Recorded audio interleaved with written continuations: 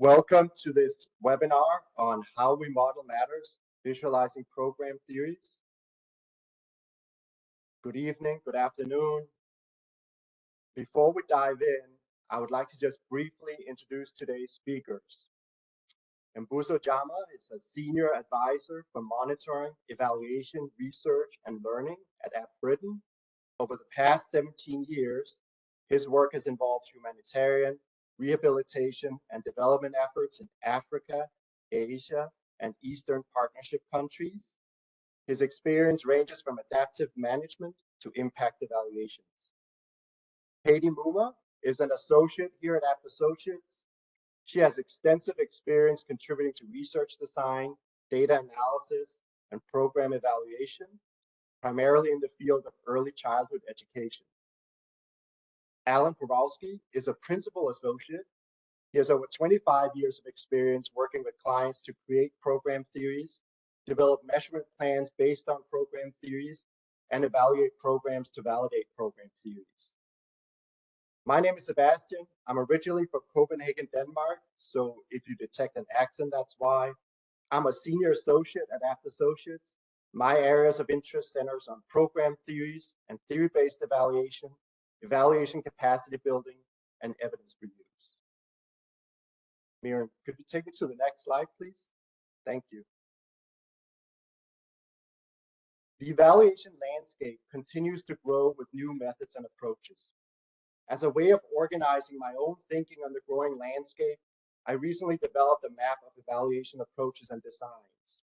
The map consists of three main lines: a design line, a theory line, and a use line, each of which is central to evaluation. In today's webinar, we'll illustrate and discuss different types of program theories and visual modeling techniques that we've come across on the yellow theory line of the map. For the purpose of this session, we use the term program theory as a catch-all term for any type of visual model of the underlying logic of a program. The webinar is based on the new Abt method guide on visualizing program theories, which I believe there's a link in the chat function so you can access it. If there are specific program theories or modeling techniques that excite you or seem particularly relevant to your work, our guide provides many more real-world examples and resources. There will be another guide and session on testing and refining program theories in the fall, but today we're focusing on the visual presentation of program theories. Our webinar is structured as follows. Alan will first discuss what we refer to as the usual suspects, the common logic model, log frame, and theory of change. He will also discuss some easy-to-use visual strategies that can enhance almost any program theory. Advancing beyond the usual suspects, Katie will then discuss and illustrate more advanced models, such as concept maps and causal loop diagrams. These models are relevant when capturing complex aspects of programs. I will then discuss what is known as nested and hybrid models, program theories combining different modeling techniques in a single program theory. In response to our presentations, Mbuso will then talk about how these different program theories can be applied in the context of UK policy evaluation and international development. Please feel free to use the chat for questions and comments. We do have time at the end of the session to answer some of those questions or discuss some of those questions. Alan, without further ado, over to you and the usual suspects. Great, thanks, Sebastian. And the next few slides will look very familiar to many of you because these program theory structures represent what's happening in the vast majority of practice. So in this presentation, I'll share with you the common articulations of program theories, starting with logic models and then moving on to log frames and theories of change. Next slide. So our first usual suspect is the logic model, which is probably the most common type of program theory we see in practice. So the primary purpose of a logic model is to provide an accessible overview of the main components of a program. And they're very useful for outlining desired program outcomes, as well as the inputs, activities, and outputs that can help the program attain those outcomes.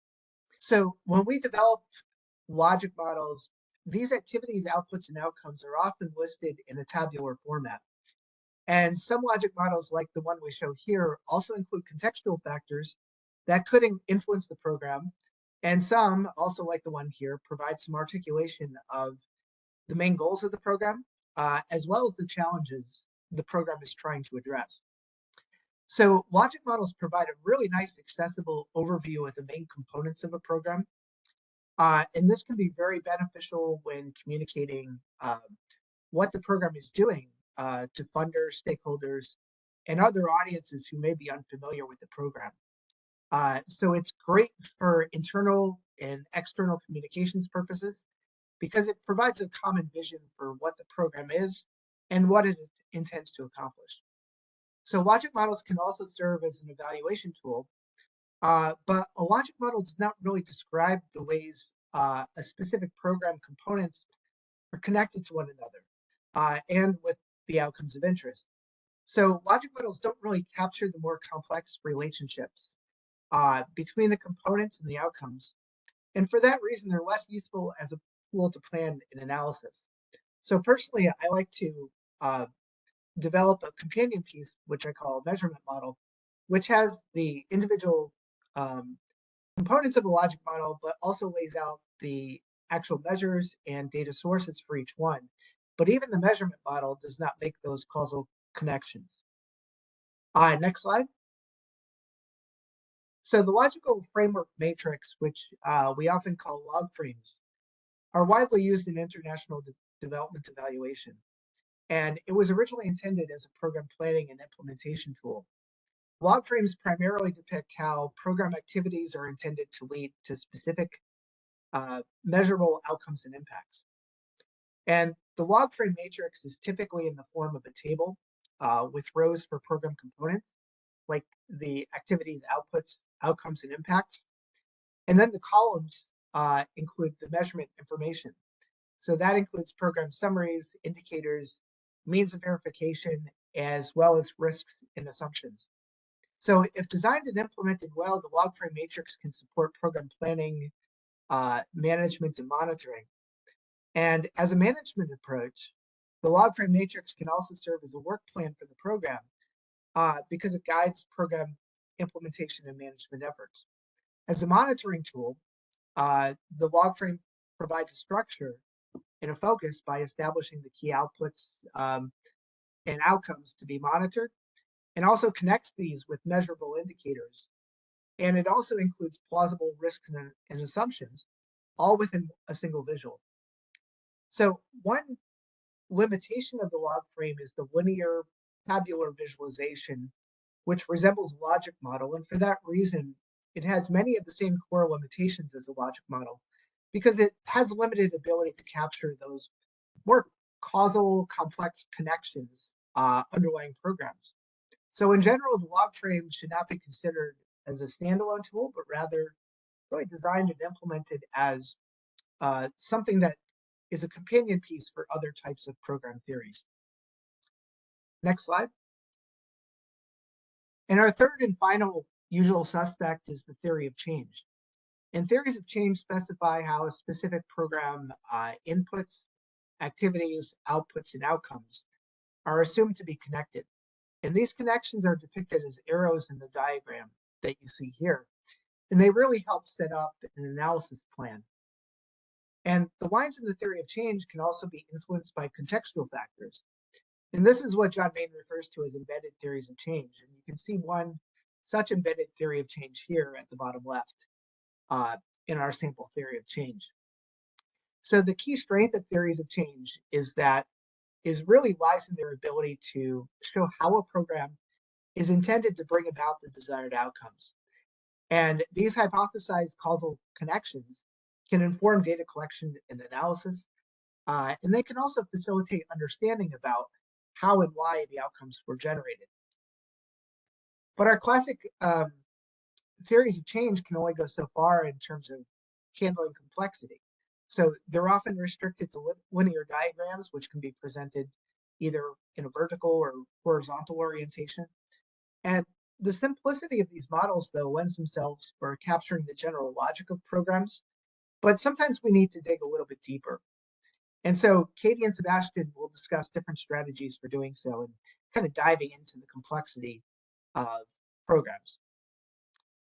We go to the next slide. Before we move on, I just wanted to make one final point, and that's this presentation and the method guide showcase a real broad range of program theories and visual techniques. And we recognize that some of these advanced models that you're about to see might not be relevant or feasible in your context, but they do provide really nice inspiration for visualization techniques that can add additional layers of information, even the usual suspects. So even in developing logic models, log frames, or theories of change, you can consider the following techniques to add some dimensionality to your presentation. So for example, you can use color-coded lines to indicate positive or negative causal links for different degrees of evidence. You can also use plus and minus signs or even smiley or frowny faces to indicate the directionality of hypothesized relationships. You can also use different shaped boxes or color coding to clearly specify which boxes are program components, contextual factors, or outcomes. Or you can consider using line thickness to distinguish between short versus long-term outcomes. Or sometimes the line thickness can denote the hypothesized strength of the causal relationship between two variables. And one common technique that you may see is that you can use double bars to indicate delayed outcomes. Sometimes you'll see a dotted line as well. But these are just some of the easy to use visual techniques that we showcase in the guide. And they really allow you to kind of add, again, that kind of dimensionality to your program theories. So next, I'm going to turn it over to Katie, who will show you how to capture complexity in program theories a little deeper. So Katie, over to you. Thanks. If you could just, yeah, that's perfect. So hi, everyone. Thanks again for being here. My name is Katie Mumma, and like Alan said, I'll be presenting on capturing complexity in program theories. If you could go to the next slide. So this slide covers concept maps. And like the other visualization strategies mentioned, the purpose of concept maps is to facilitate a shared understanding of key concepts or ideas of a program theory and the relationships between them. So some distinguishing features of concept maps are that they're particularly useful in unpacking mechanisms and outcomes and in documenting changes before and after and during when a program is implemented. So these maps quantify the relationship between different ideas. Concept maps are based in statistical analysis, and they often rely on data from factor analysis or network analysis. The main building blocks of concept maps are visually structured around usually circles or boxes for key themes, and relationships between them are indicated by connecting lines. There's not really a common template for concept maps, though, so researchers and practitioners can be creative in how they visualize their program theories. The real-world example on this slide summarizes how program participants' thinking around obesity changed over the course of several program workshops. And just to orient you, the three columns in this map are representing the three discussion sessions: before in the first column, during in the middle, and after program completion in the third. The rows are representing the themes that most participants connected across the different workshop sessions. And themes are listed in order of most to least common from top to bottom. The colors are highlighting the changes in ranking of the pairs across sessions, and then the themes without a color only appeared once. The dotted arrows in this map are indicating themes that continue to occur across sessions, and that little crossbar symbol indicates themes that either ceased to occur in subsequent sessions or hadn't occurred before that session that it took place in. And just to illustrate this, the theme of obesity related to low physical activity was ranked 5th during that pre-session in the first column, ranked 7th during the post-diagramming session, and then it ceased to be a relevant theme after that final session. So you can see that little crossbar there. The benefits of these concept maps, as illustrated in this real-world application, they can be used to visualize the changes in thinking or attitudes or just outcomes before, during, and after the program participation.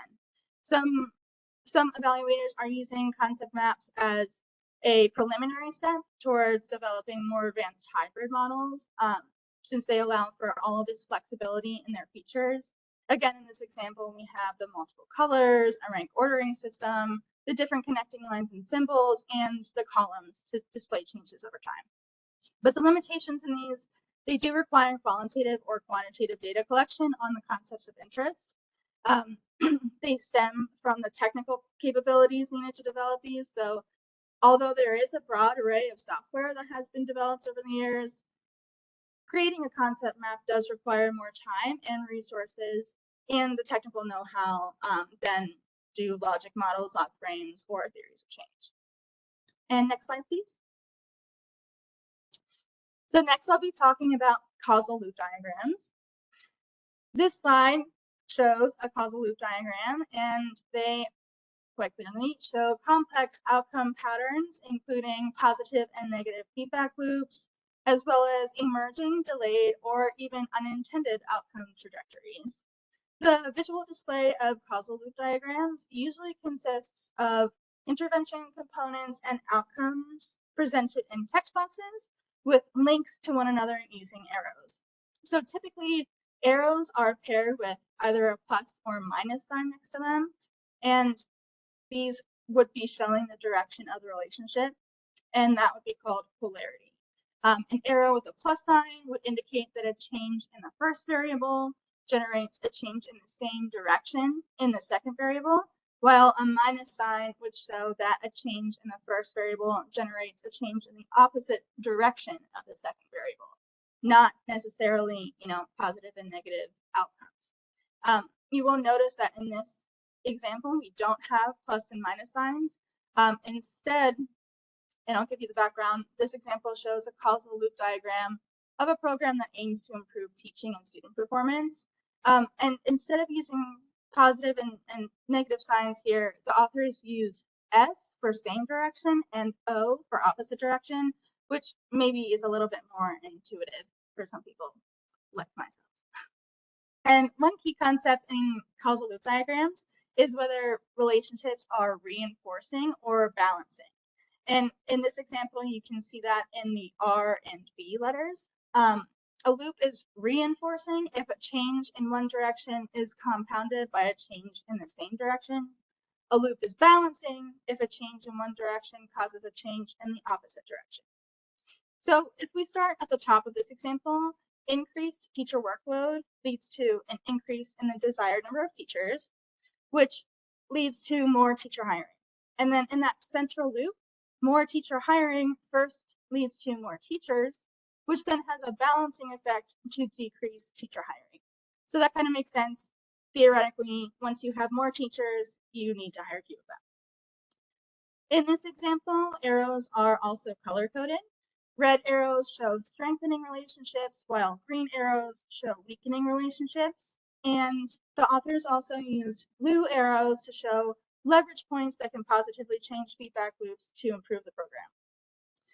In all, causal loop diagrams can be great if you're trying to capture a web of complex relationships. And the ability to show those feedback loops is really helpful if moderators or mediators are the central focus of your evaluation. But the big limitation of these causal loop diagrams is that they can get complex very quickly, as you can see here. And if you can believe it, we have even more complex examples in the method guide. They're probably not something that you would want to replace a top-line logic model, but it can be a very useful evaluation and internal communication tool. And I'll turn it over. Thank you so much, Katie and Alan. In addition to the different types of models that we just presented, there is, of course, also the possibility of mixing different types of models. Each type of program theory or modeling techniques provide unique strength that, when used together, can really add value to the program planning and evaluation. I just want to talk about two variants of mixing and matching different types of models. Next slide, please. Thank you. Sometimes it can be really useful to depict different aspects of a program theory with different levels of detail. Nested, also referred to as layered or stacked program theories, refer to the use of multiple program theories to depict different aspects of a program. This visual illustrates this idea for our teaching assistant program that Alan presented on earlier as a theory of change. The overarching theory of change, as you can see, is for the teaching assistant program, has this strand at the top part on practical logistical support, which is delivered by a teaching assistant. And that is then at least intended to lead to a medium-term outcome that teachers can focus on teaching. Now, this high level of theory of change has been paired with a new separate theory of change, which is boxed in red towards the bottom of the screen. That brings further detail to that connection between practical logistical support from a TA and teaching and its intended effect, that the teacher can focus on teaching. So it's really sort of unpacking that intended causal connection. Now, the benefit of nested models is quite simply that it allows you to kind of drill down and provide more detailed information on a specific aspect of the program theory. This can be particularly useful when resources are tight and when not all aspects of your program theory demand equal attention. And so I've used this in theory-based evaluations of market development programs in Ghana and Nigeria, where we had a high-level logic model for the market development program as a whole, but then we created these specific, more fine granular theories of change for specific components of the market development program. Let's go to hybrid models, which is another way of combining different types of modeling techniques. Hybrid blended models integrate different types of models into a single program theory. And by blending different models, it allows us to examine and understand programs in different but complementary ways. This particular example combines visual elements of a theory of change and causal loop diagramming, which Katie just described. The hybrid model depicts physical, political, social, and economic factors that stakeholders considered important in the development of a bio-based economy in England. The model was based on stakeholder input from a workshop, followed by regression-based modeling. You'll notice that the color and thickness of the lines indicate the strength of the influence, weak, medium, or strong, between the different factors. I think hybrid program theories allow for different levels of specificity and focus, which can be really useful if you're trying to differentiate the focus of your evaluation on specific aspects of the program. The ability to differentiate the modeling strategy facilitates a potentially more nuanced depiction of the program. And by combining different types of models, the developed program theory can be tailored to the specific needs of the program or evaluation. One potential limitation of hybrid models is that the level of complexity of the program theory can be overwhelming to some. I think it's safe to say if I were to send a hybrid model or causal loop diagram to one of my clients, it would be considered a hostile act. And so I always recommend that you really tailor the use of these models to the specific needs of your client and, of course, the evaluation you're working on. Let's jump to the next slide. Now, if you would like to learn more about the different models that we presented and even some of the models that we didn't get to present on, I really encourage you to download our method guide, which is available for free online. Katie already provided the link in the chat. And so next, I would like to pass the mic to Mbusojama, who will take us through what this means for MEL and program development in the UK and international development context.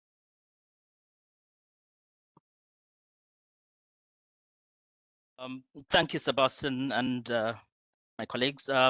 Welcome everyone to the webinar. Next slide, please.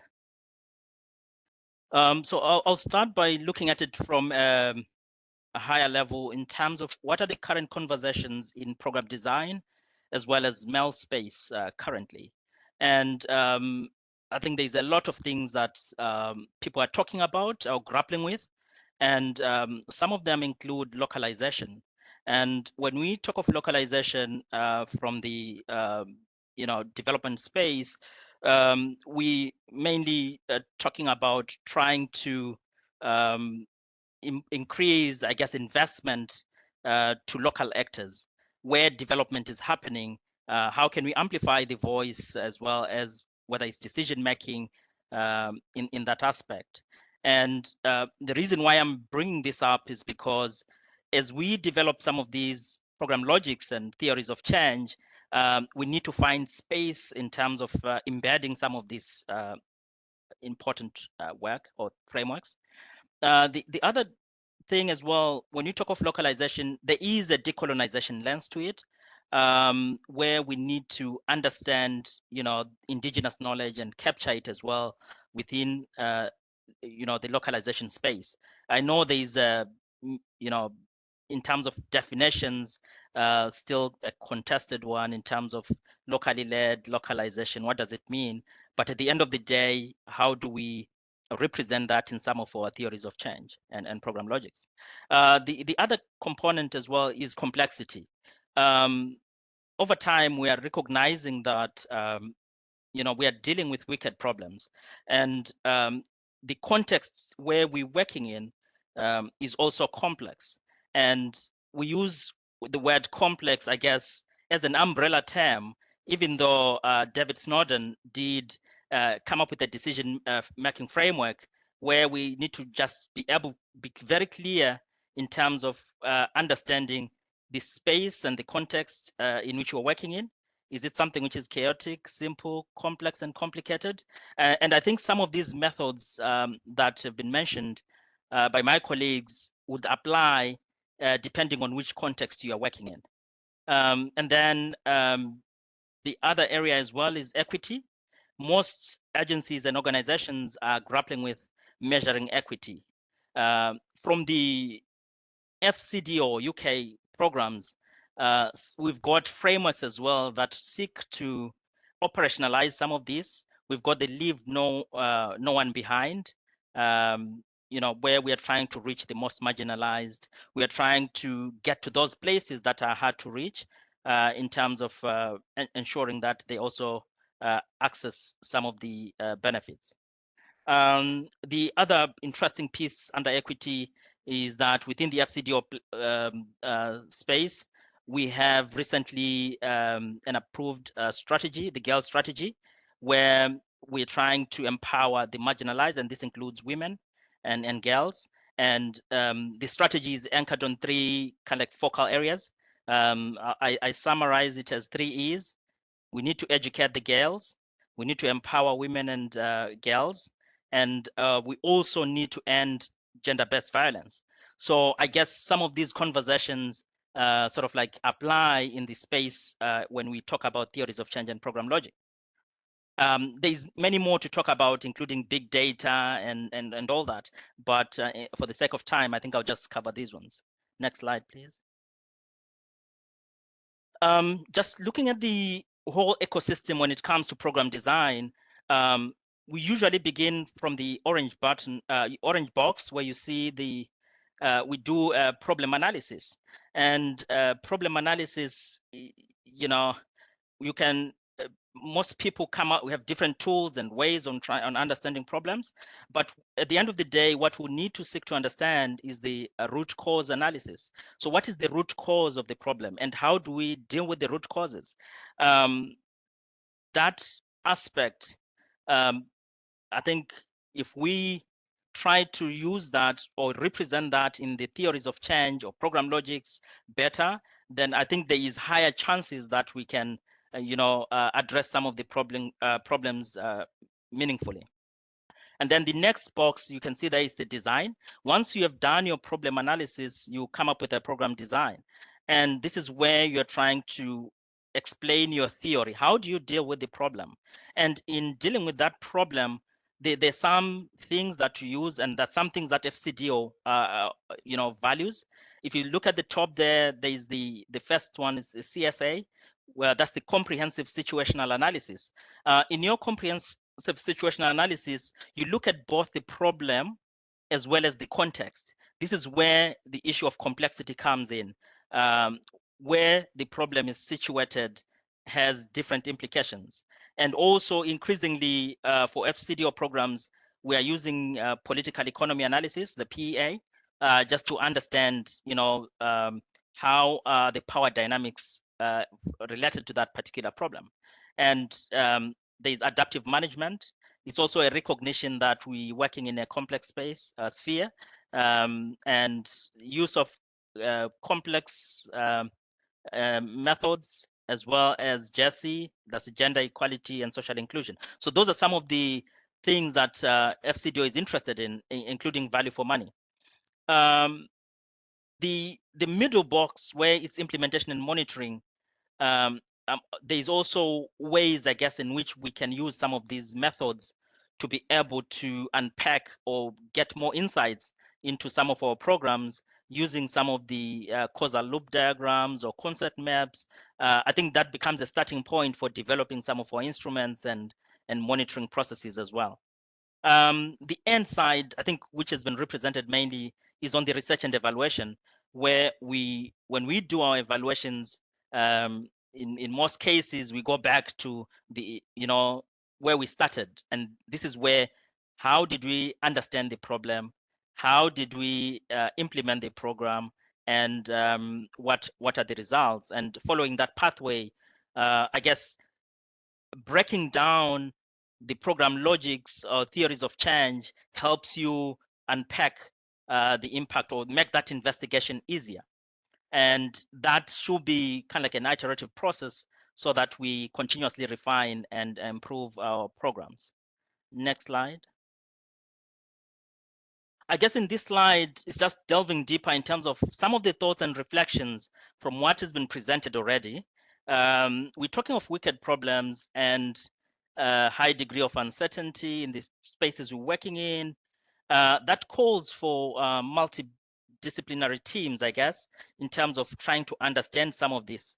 And I guess one thing I would like to point is that, I guess for me, the process is more valuable than the product itself at the end of the day, because I think as you discuss and understand the problem as with different teams who have their own expertise, you are bound to understand the problem better and more represent it better as well. I'll not talk much about the last bits there, whether you would want to use a multidisciplinary approach or you want to go the transdisciplinary approach route. It depends on the capacity as well in terms of organizations and how they can do that. Next slide. Program design. When it comes to program design, this is where we are trying to communicate what we want to do to someone else.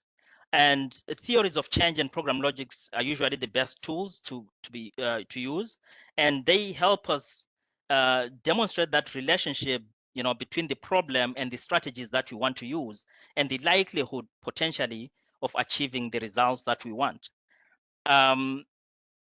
But increasingly as well, from the FCDO side, problems are intertwined, interconnected, and that we have sort of like a mix of these under what we call portfolio programs. So we start with a simple project, a group of projects, forming a program. And when you combine a project and a program, you get a portfolio, which is more complicated or complex. So in terms of understanding how things are working, you would need tools that are sort of like the equivalent as well. And that's where potentially you need to have your toolkit in terms of log frame, how helpful, where are the shortfalls when it comes to using log frames. For example, the issue of tracking qualitative indicators. How best can you track qualitative indicators? We've got the log frames. When they have their own limitations, how can we complement, how can we hybridize some of these things? Then the one thing I like as well is the kind of like the predictive thinking, thinking about the end as well. These tools help us think about the end right at the beginning, because we think of the results when we are still trying to solve the problem. And I think that that's kind of one benefit that I see from these tools. But as you situate some of this problem, I think I'm trying to simplify how you can use the Sinefin diagram, differentiating between complex and complicated. The other way to use it is potentially use what is known, what is knowable, and what is unknown. That can help you make decisions in terms of where you can place your problem, whether it's complex or complicated. Next slide. Yeah, then there's the critical piece as well, implementation and monitoring. So when this happens, in many cases, because the program has been approved, most people will throw away the program. It's been approved, let's implement. But it's not always, what you see on the ground. There's different challenges. It's a different ball game, and trying to balance theory and practice is a challenge. And I think from my understanding and experience as well, is that the key thing is understanding assumptions and breaking down the assumptions into different levels, where you understand your programmatic assumptions, contextual assumptions, because when these fail, then the entire program is most likely to fail. And I guess some of these tools can help us unpack or make decisions as part of our reflection. Let's say every quarter or every 6 months, reflect and see what is working and what's not working, and we go back to these tools, try and follow the pathways of change and test them to see if it's working or not. Next slide. Using program logics and theories of change for evaluation, I think this has been more common. Katie did mention about how you can integrate mediators and moderators. So understanding these, I guess it requires some bit of capacity to some extent. How do you connect your problem to your outcome, and in between what happens? And so that cause and effect explanation requires some capacity. And if I go back a little bit in terms of process and product, I guess in terms of working and localization as well, how do we work with other teams or other colleagues so that they understand what we are trying to do?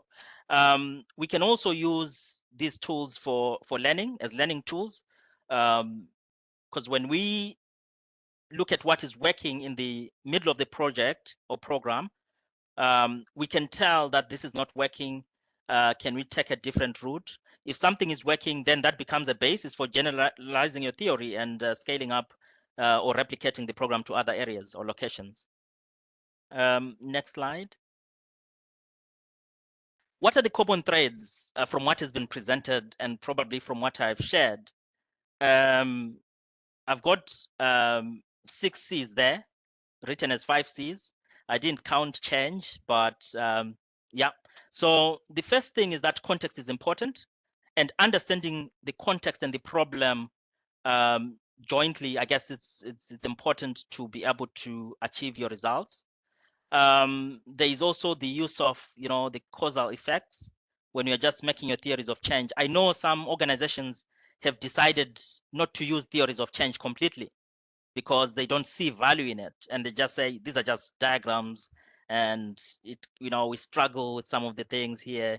Let's not even use them. Let's use our basic. So it's okay, but when you see value and can you understand what cause and effect means, then that's good. Also, all these tools will seek to help identify or tell you what change we can expect. And also, as you develop your tools, think about a catalyst. What is your intervention? What are your strategies that can catalyze the reaction to get your outcomes? And also the critical assumptions. There's many assumptions that you can come up with, but I think if we focus on the critical ones that underpin your theory in terms of is the if then you are able to achieve the next level of objective. And then they also, when you talk of change, obviously there's the core indicators that can demonstrate the direction on which change is going to, is how change is unfolding. Next slide. There's obviously challenges, there's pros and cons to everything. And one of the things, I guess, is time. There is a terms of reference dropped. You need to respond to the, to write your proposal. Do you have the luxury of convening all the experts, get the sociologist's perspective, get the economist's perspective, when you have 3 weeks to respond to a particular proposal? I think time is always a challenge, but if we probably plan in advance and pre-position ourselves, we should be able to make it happen. So it shouldn't be an excuse. The other thing is capacity. Tools have been presented. I think the manual as well, the guideline does give links to free software in which you can develop some of these tools. But the question is capacity and the process and participation. How can we be more inclusive in terms of dissecting these problems? Quality. We've got our theories of change. I guess if I can give a problem or a scenario to one team and close them in two teams and close them in different rooms, I'll get 2 theories of change or 2 concept maps. Then the question is, which one is then better than the other? That may require some thinking around how do you test if we go with A or B. And then there is the issue of reality. When you do your work on the ground, sometimes some of the indicators or some of the problems we seek to address, they are, in terms of sensitivity, that differs. And in evaluation, they call it punctuated equilibrium. So when there's a positive change that appears for 30 minutes or 30 days and disappears, how can we capture some of this through some of these tools? I guess will be important as well, something that we probably have to think about. I think I'll hand over to Sebastian. Thank you. Thank you so much, and thank you, Katie. Thank you, Alan. We're right on time, which is fantastic, and which gives us some opportunities for comments, reactions, questions. As I understand, there are 2 ways to do this in WebEx. You can either raise your hand virtually, if you would like to pose your question or comment. You are also very much welcome to put comments, questions in the chat, and then we can read them aloud and address them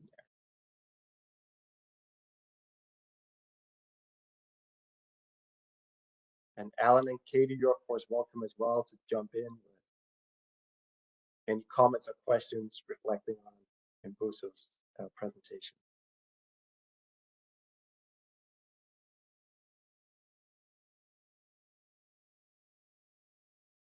Thanks, Sebastian. I did want to say that the one big takeaway from a lot of this work has been we're living in a very complex world.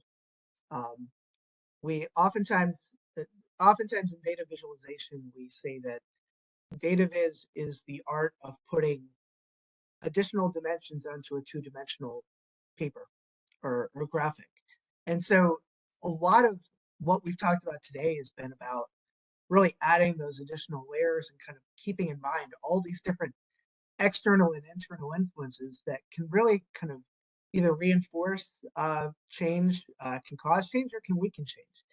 And so as you're starting to kind of develop your own theories of change, I would say that the key for me is to just kind of don't be limited by your imagination. Look for inspiration from other visuals. I think our program theory guide provides that. And it provides a nice resource just to kind of get the juices flowing. Sometimes when I'm developing a theory of change, it's helpful to kind of see what some other visual structures are. And it just helps kind of get the thought process moving. So, overall, I had the benefit of seeing this presentation, getting the sneak preview of this presentation, but the one reflection I really had at the end of all this was just how many different tools you can have to develop creative theories of change. And likewise, if you do have creative options for us or want to share creative options, we love talking visuals and innovation. So please feel free to keep this dialogue going even after this session. That's great. Thank you. Yeah, and I think one of the things we talk about in Busa that speaks directly to your point about complexity, one of the things we talk about in the method guide under the sort of more practical principles for developing and working with program theories is really getting specific about the different types of complexity that you might be encountering. Are you really sort of trying to depict complexity in terms of the program design, the program implementation, or the outcome trajectories that you're expecting based on the program?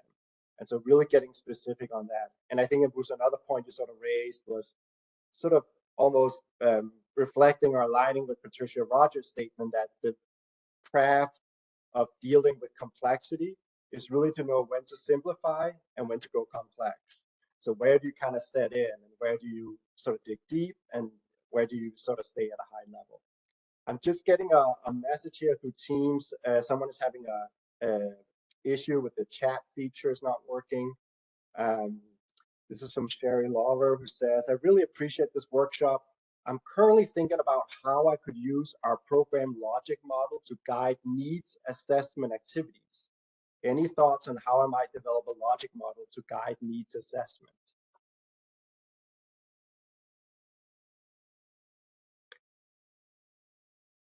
I'll just put it in the chat.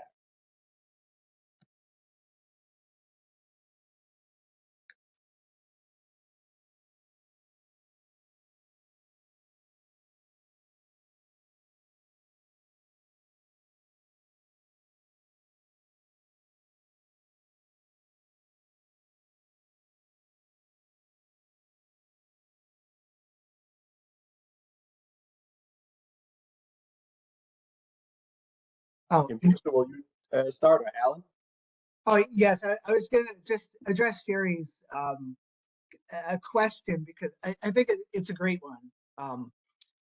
As we develop logic models, theories of change, or any kind of program theory, needs assessment is always kind of part of it. And a lot of times you'll see that needs assessment show up in the inputs section of a logic model, which is really kind of thinking in terms of if-then statements, like, if I have these resources, what can I do?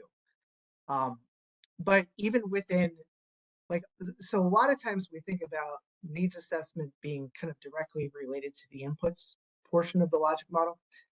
But even with activities, there's questions about what capacities are needed to execute the activities that you intend to do. So for me personally, I like to see the fully articulated logic model to then think in terms of what are these causal chains, what are these needs at every single step, because it's not just inputs in terms of resources, it's really needs in terms of capacities and oftentimes data collection as well, once you're looking at the outcomes.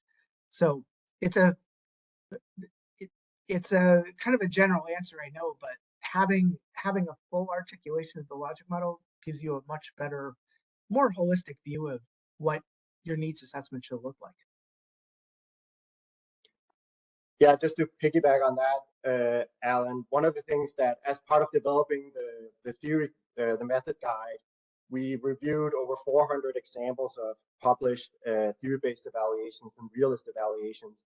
And what struck me, Sherry, is that most often when there's some sort of participatory component to developing the program theory, it usually involves program staff or program funders. It very rarely involves the people that are supposed to benefit from the program in the end. And so I think there's some great potential there in terms of really speaking to the people that are supposed to be benefiting from a program up front to talk about what is it that would really make a difference to them. And I'm not seeing that in at least the examples that we came across, which is somewhat troubling. There was a question about what software you can use for developing these different types of models. In the guide, we actually provide a list of all the different software that we came across. And we also mark if they're license-based or freeware. So those are the tools. And I saw. Sorry, go ahead, Go ahead, Sebastian. Katie. Okay. I also saw in the chat that Juan Carlo asked, you know, I'm sorry, the chat actually just moved for me. So I lost his question. Let's see here. Okay. Development programs are highly complex, and therefore any visual representation of a particular setting or program will become very complex, heavy, and quite difficult to absorb by any reader. How do you balance this?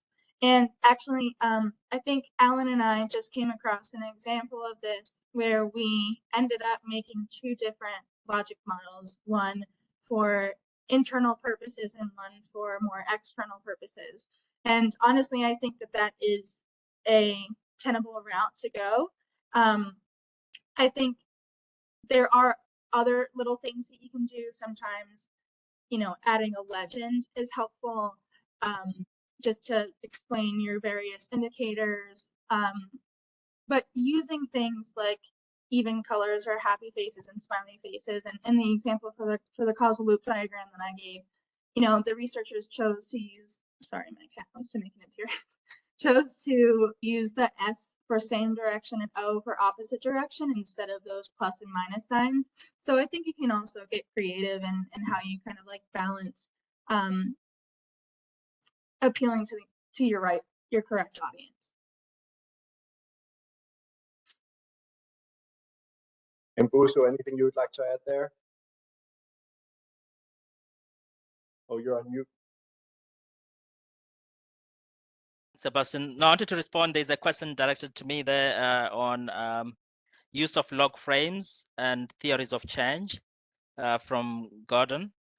I think in terms of use of theories of change, those are pretty much standard and I think a good tool for management and reporting, and probably an easier way for, you know, tracking your achievements over time. And the good thing with the log frames, especially let's say the FCDO one, which is slightly different from, you know, USAID and other you know, donors, is that it's also flexible. I've seen you know, often you know, programs, they add columns on disaggregation, they add columns on value for money.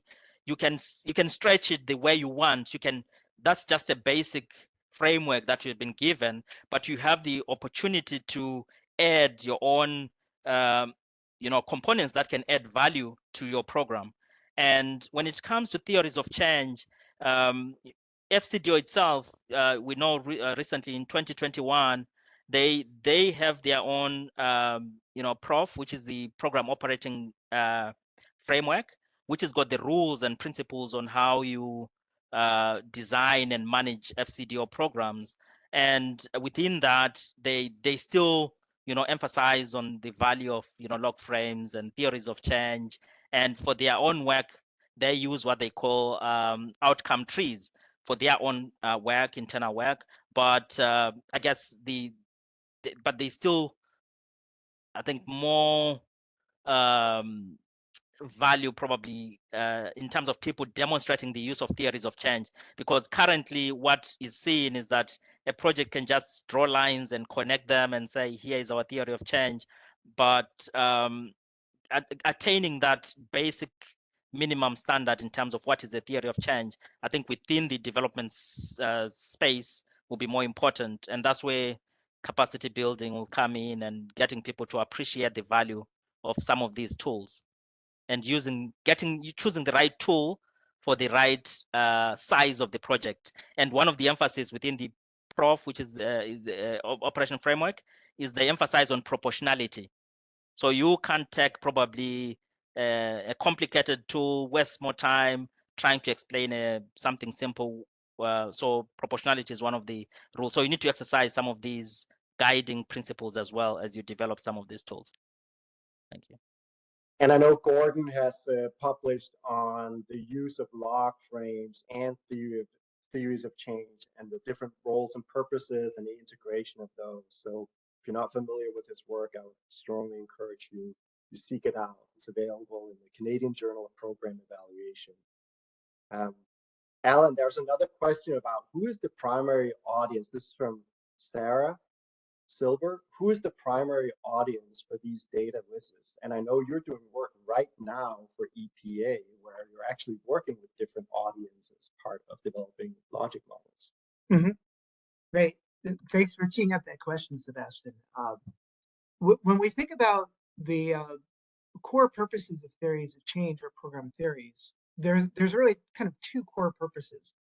The first is to really kind of create that big vision and use it as more of a communications device to really kind of socialize or institutionalize the understanding of how a program works.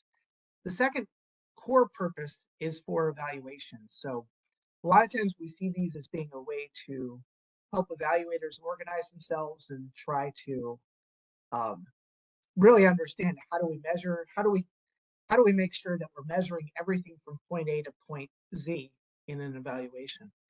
So the primary audiences can really range from internal to external audiences.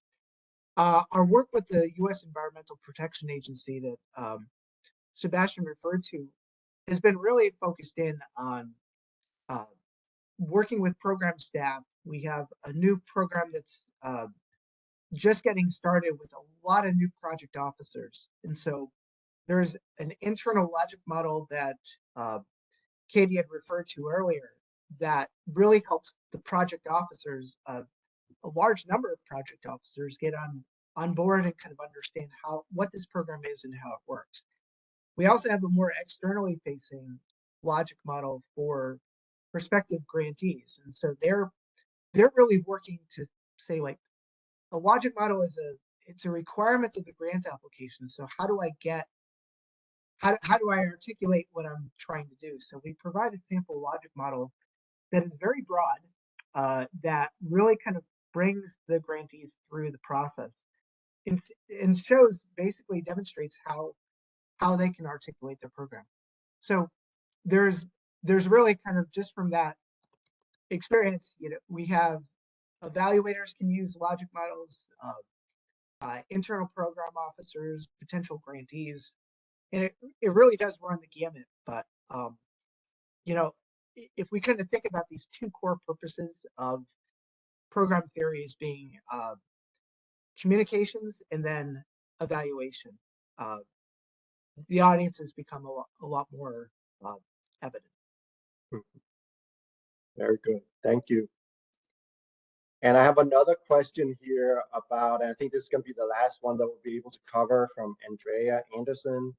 Andrea writes, I'm interested in the power differentials involved in creating a theory of change. How do you balance expertise and lived experience? I've recently been working on this challenge around idea of transformative theories of change. So what would actually mean to bring in people that have the lived experience and that would actually be potentially benefiting, or at least intentionally benefiting from a program. And I think you really have to flip the script on a lot of the current practices around theories of change that I see in what's being published, at least, and what I see in practice.